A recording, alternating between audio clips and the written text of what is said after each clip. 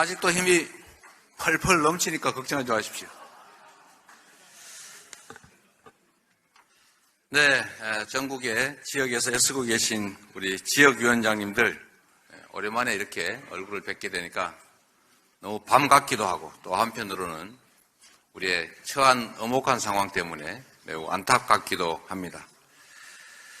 정말로 먼 길 오신 분들이 많으실 것 같습니다. 우리가 영남 지역에서 정말 이름 없이, 빛도 없이 고생하시는 위원장님들, 또 강원 충청에서 정말 어려운 지역에서 애쓰시는 지역위원장님들 각별히 환영하고 또 감사드립니다. 박수 한번 부탁드립니다.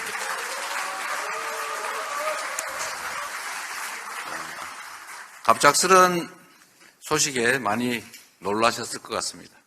아직까지는 이렇게 펄펄하니까 걱정하지 마시고, 또 각 지역에서 우리 민주당이 국민을 위해서 할 수 있는 일을 조금이라도 찾아서 최선을 다해 주시기 바랍니다. 지금까지도 정말 열심히 일해 주셨지만 가면 갈수록 우리 이 정권의 이 폭압과 퇴행이 격화되고 있어서 우리의 노력도, 우리의 싸움도 좀 더 강력해져야 될 것 같습니다. 제1야당의 대표로서 국민들이 겪고 있는 지금의 이 어려움, 고통, 절망을 조금이라도 함께 공유하고자 단식을 시작했습니다. 많은 분들이 저한테 힘내라고 말씀해 주시는데, 어렵지 않느냐, 힘들지 않냐고 위로해 주시는데, 우리 이 어려운 민생 경제 상황에서 또 미래의 희망이 사라져가는 사회에서 우리 국민들이 겪고 있는 그 고통과 절망, 그 힘겨움은 우리가 겪고 있는 이런 어려움에 비할 바가 아니라고 생각합니다. 조금이라도 그 고통을 같이 느껴보자는 차원에서 시작한 일입니다. 이게 미랄이 돼서 불쏘시개로도 돼서 퇴행하는 민주주의를 바로잡고 국가의 미래를 위해서, 국민의 더 나은 삶을 위해서 정치가 복무하는 그런 상황들을 만들어가기를 바랍니다. 윤석열 정권의 정말 무도한 폭주에 민생이 무너지고 있습니다. 경제가 좀 침몰하고 있습니다. 우리가 상식적으로 봤을 때 기업과 가계 영역이 힘들어지면 정부 재정이 이를 뒷받침하는 게 경제학 그리고 재정학의 아주 초보적 이론입니다. 이 정부가 그 내용을 모르는 것인지 또 알면서도 일부러 그러는 것인지 정말 모르겠는데, 지금 와서 생각해 보면 알면서도 일부러 그러는 게 아닌가 하는 생각이 들 정도입니다. 재정의 역할을 늘리기는커녕 이 어렵고 힘든 시기에 재정의 역할을 오히려 축소하고, 심지어 우리 미래 산업을 위해서, 미래 경제를 위해서 반드시 필요한 R&D 예산을 대폭 삭감한다든지, 또 우리 국민들 중에 가장 많은 어려움을 겪고 있는 청년들 지원 예산을 싹둑 잘라서 희망의 근거조차도 없게 만드는 이 정책이 대체 이해가 되질 않습니다. 그 외에 아까 사회자께서도 지적하셨지만 이태원 참사나 오송 참사에 대해서도 누구 하나 책임지는 사람이 없고 진상규명도 제대로 되지 않다 보니까 다시 이 일이 발생하지 않게 하는 재발 방지 대책이라고 하는 것을 생각하기도 어렵고, 결국은 똑같은 일이 다시 반복될 수밖에 없는 이 상황이 참 안타깝습니다. 후쿠시마 이제 핵 오염수가 아니라 이제 처리수라고 한다는데 우리는 핵폐수라고 불러야 마땅할 것 같습니다. 이 핵폐수를 안전하다면서 바다에 투기하는데 일본 정부조차 여기에 일부러 접촉할 필요는 없다, 즉 안전하지 않다라고 인정하고 있습니다.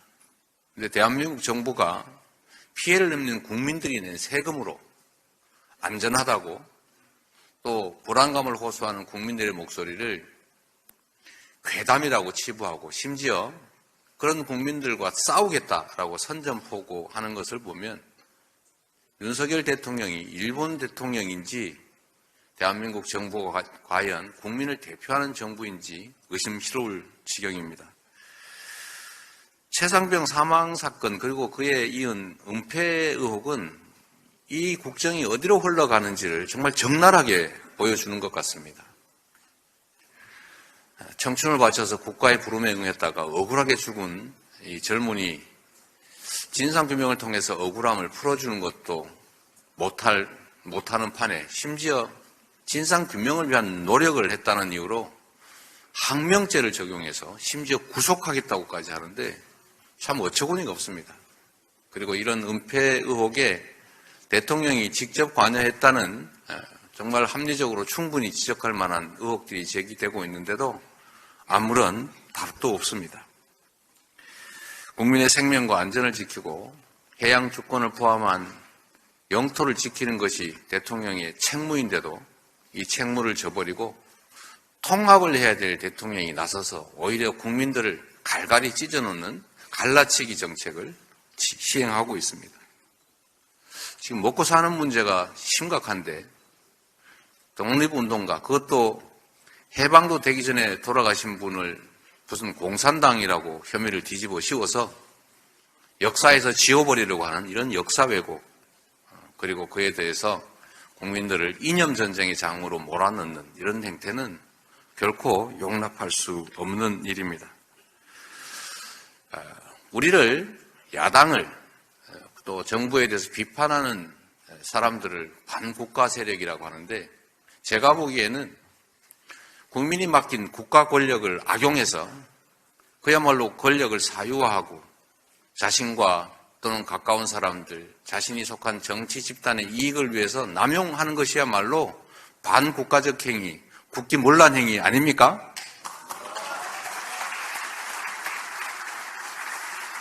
국민을 향해서 전쟁을 선포한 정부에 대해서 우리 민주당이 국민과 함께 항쟁해야 합니다. 이제는 합리적 지적이 전혀 통하지 않는 상황이 됐기 때문에 싸울 수밖에 없는 상황이고, 결국은 우리 국민들이 이 퇴행하는 정권, 민주주의를 파괴하는 이런 반민주적 행태에 대해서 경종을 울리고 직접 시정을 해야 될 상황이 된 것 같습니다. 우리가 마주한 이 위기를 국민과 함께 극복해냈으면 좋겠습니다.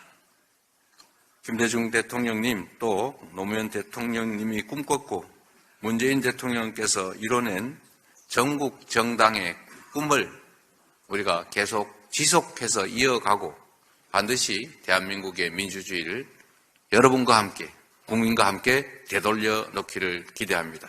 고맙습니다. 환영합니다.